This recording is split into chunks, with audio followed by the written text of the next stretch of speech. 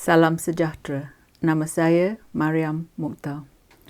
Apabila Ahli Parlimen Pasir Salak, Tajuddin Abdul Rahman dilantikkan Duta Malaysia ke Indonesia, ramai orang marah.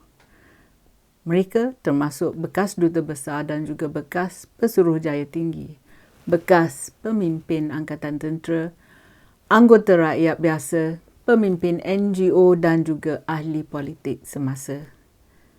Diorang tertanya, tak ada orang lain ke jadi Duta Malaysia ke Indonesia?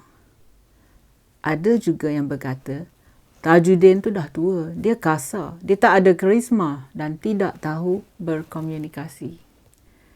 Tajuddin mungkin penyokong Ismail Sabri Yaakob yang paling setia, tetapi kemarahan rakyat sepatutnya memaklumkan padanya bahawa pelantikan duta ini bukan langkah yang baik.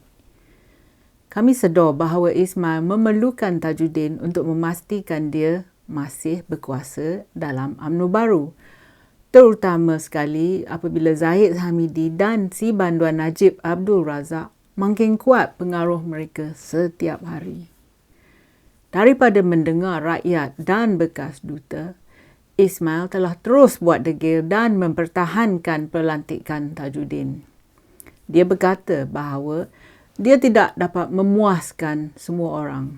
He said that he cannot satisfy everybody. Bilakah Ismail akan faham bahawa ini bukan tentang menyenangkan hati atau memuaskan semua orang, tetapi tindakannya patut berdasarkan yang ia melakukan perkara yang betul. That he is doing the right thing. Ismail juga mengatakan bahawa Presiden Indonesia iaitu Presiden Jokowi telah meluluskan pelantikan itu. Ini adalah ciri khas Ismail dan juga UMNO baru di mana mereka guna dalih yang orang lain terlibat.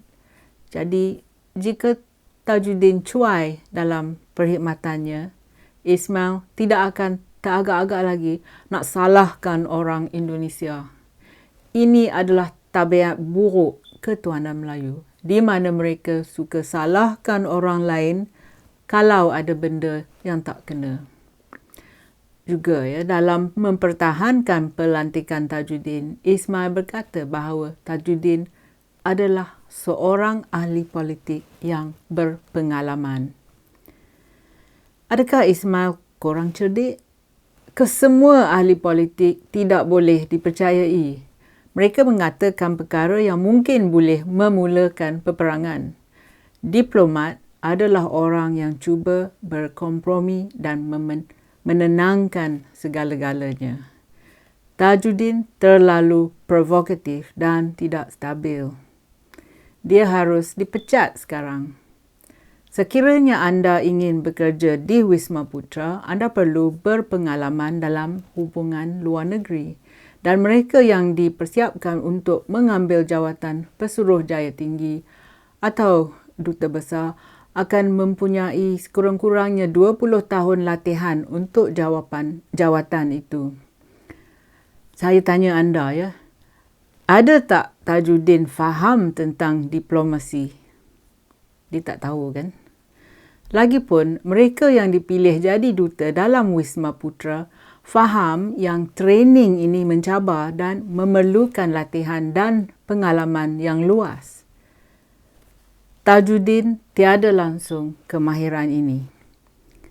Diplomat kerjaya, iaitu career diplomats, mempunyai kemahiran analitik, kepimpinan dan organisasi yang kuat. They possess analytical skills, leadership and organizational expertise. Mereka dapat berkomunikasi dengan berkesan, secara lisan dan bertulis.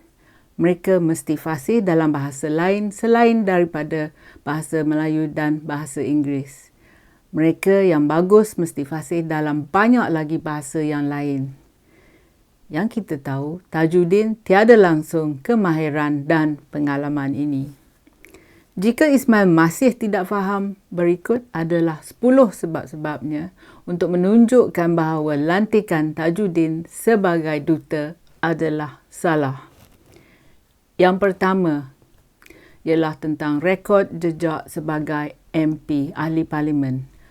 Perkauman dan seksisme, racism and sexism Tajuddin di parlimen sangat dahsyat dan memalukan. Serangannya terhadap ahli parlimen wanita seperti Theresa Koch tidak boleh diterima. Dia menghina demokrasi dan menghina institusi parlimen ketika dia, iaitu Tajuddin dan anak-anak lelakinya menyebabkan kerusuhan dalam parlimen. He caused a near riot in parliament. Dia memalukan umat Islam dan bohong pada mereka. Semasa pilihan raya Sungai Kandis pada tahun 2018, beliau memberitahu orang ramai mengenai video yang dia kata memaparkan pastor Kristian yang meraihkan kemenangan harapan di GE14, PRU14. Tidak ada video sedemikian. Ya, dia telah bohong tentang ini. Dia bohong tentang pakatan di mana ia kata pakatan dipimpin oleh orang Kristian. Niatnya adalah untuk mempengaruhi undi pilihan raya. Ini niat yang jahat. Alasan yang kedua, dia tiada kemahiran diplomatik.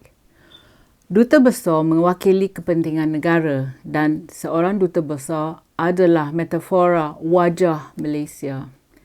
Pelantikan Tajuddin mendedahkan mentaliti orang dalam Putrajaya yang luluskan lantikan ini. Seorang ahli politik yang berpengalaman mempunyai kepentingan yang berbeza dari diplomat yang berpengalaman. Sejarah telah menunjukkan bahawa ahli-ahli politik boleh memulakan peperangan. Sebaliknya, diplomat cuba mengelakkan konfrontasi. Tajuddin adalah pembuli dan dia suka membazir masa. Dia berpotensi untuk membahayakan hubungan yang baik dan mesra yang kita kongsi sekarang dengan Indonesia. Sifat kontroversi dan provokatif Tajuddin tidak sesuai untuk mereka dalam bidang diplomasi. Yang ketiga, kekurangan kemahirannya.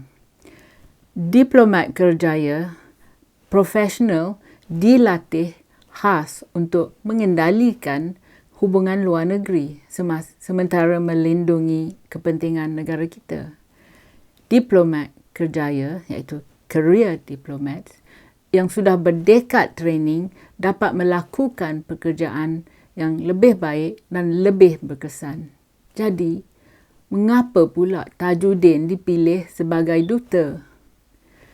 Dalam kemalangan yang melibatkan 2 kereta api LRT pada tahun 2021 apabila ia pengerusi prasarana, kekurangan empati Tajuddin, tingkah lakunya dan kelakuan tidak peduli pada mangsa kemalangan cukup bukti bahawa dia tidak sesuai untuk peranannya.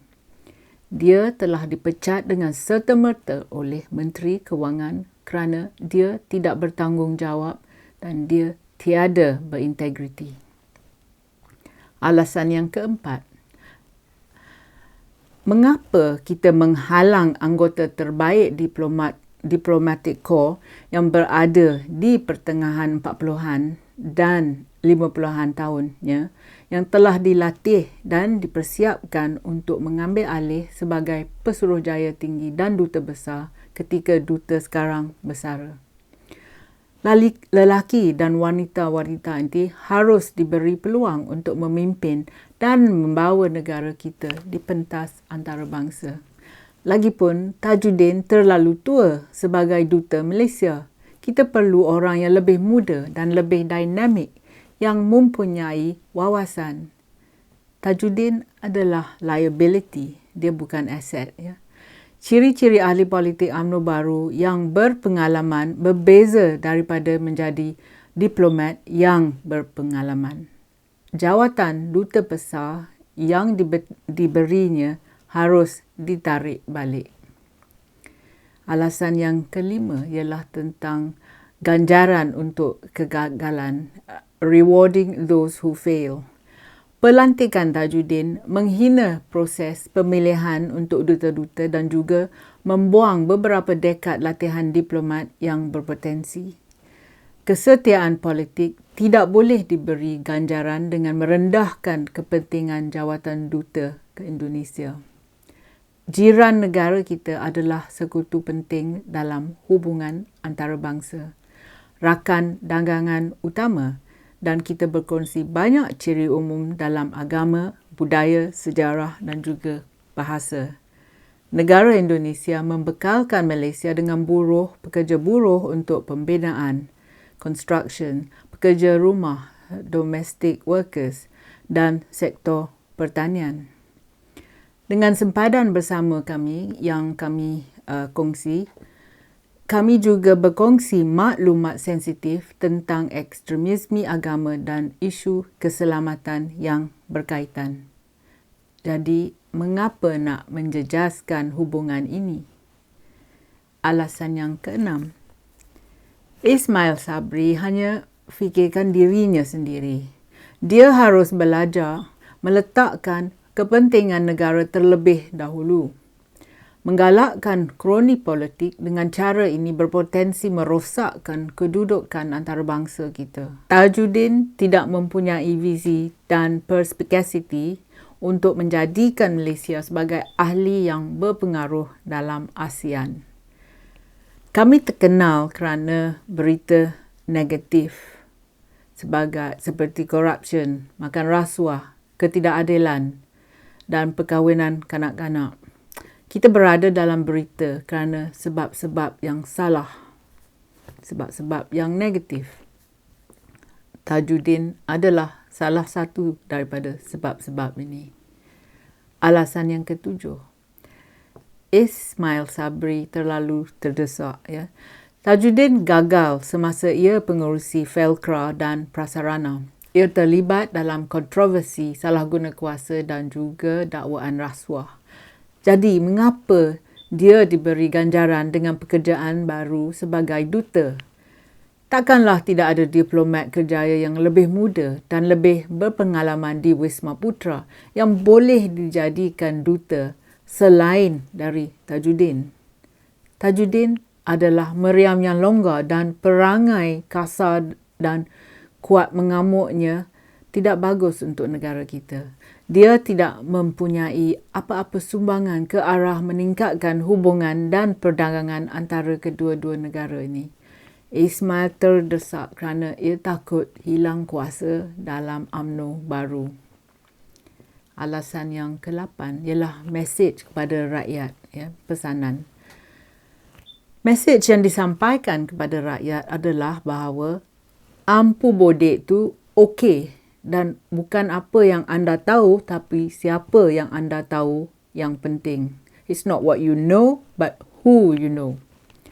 Amat malu bagi Malaysia untuk menghantar Tajuddin sebagai duta apabila dia tidak mempunyai kelayakan dan tidak berkaliber dan tidak langsung layak untuk menjadi duta. Lantikan Tajuddin beritahu kita yang pentadbiran di Putrajaya terlalu terdesak dan tidak kisah kepentingan negara. Jadi, masalahnya terletak pada mereka di Putrajaya. Alasan yang ke-9 ialah mesej pada kanak-kanak kita. Kanak-kanak ikut contoh orang dewasa. Jika mereka melihat apa yang dilakukan Tajuddin, ramai kanak-kanak akan membesar menjadi kasar, malas dan ikut isu perkauman. Tajuddin tidak mewakili adab yang baik ataupun kelakuan yang baik. Secara tidak langsung, kita memberitahu anak-anak kita untuk melupakan pendidikan dan moral yang baik. Mengikut contoh Tajuddin, jadi walaupun anda kasar, seksis dan suka menghina kaum wanita, anda samsing dan mudah diprovokasi, ajaran dari Tajuddin ialah semua ini tidak mengapa kerana anda akan diberi ganjaran. It doesn't matter because you will be rewarded for failure. And that is wrong. Kanak-kanak dan orang dewasa perlu mengetahui sempadan dalam tingkah laku mereka. Mereka tidak harus belajar dari orang macam Tajuddin yang terlalu kasar, terlalu biadab dan tidak boleh teratur. Dan alasan yang ke-10 ialah Wisma Putra ada masalah yang mendalam. Kementerian Luar Negeri didakwa ada masalah mendalam. Mereka dalam Wisma Putra kekurangan motivasi, ini dakwaannya, dan mengalami semangat yang rendah. Untuk jawatan Duta Indonesia, pegawai diplomatik kanan dengan pengetahuan, kemahiran dan pengalaman mengenai hubungan antarabangsa sepatutnya dilantik. Tetapi Tajuddin pula yang dilantik. Ismail Sabri tidak sensitif terhadap keperluan kedua-dua Malaysia dan Indonesia kerana ia ada masalahnya sendiri tentang kuasa di Putrajaya dan juga kuasa dalam UMNO baru. Tetapi kesalahan juga terletak pada Menteri Luar Negeri Saifuddin Abdullah. Dia tidak mempunyai kemahiran kepimpinan dan dia harus dipecat kerana membenarkan kesilapan diplomatik ini. Terima kasih kerana sudi menonton. Jumpa lagi. Kalau anda suka video saya, sila tekan like dan subscribe pada channel YouTube saya. Pertimbangkan menyertai laman Patreon saya. Terima kasih.